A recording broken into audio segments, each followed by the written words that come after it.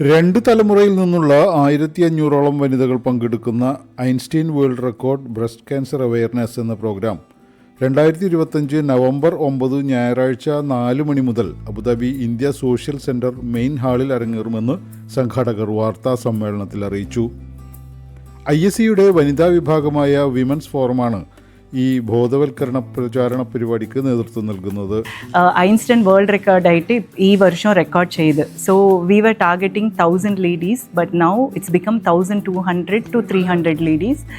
So it's going to be a grand success. We need all your support. ധനാർബുദ ബോധവൽക്കരണം പ്രമേയമാകുന്ന വനിതകളുടെ ഈ സംഗമം ലോക റെക്കോർഡുകളുടെ പട്ടികയിൽ ഇടം പിടിക്കും.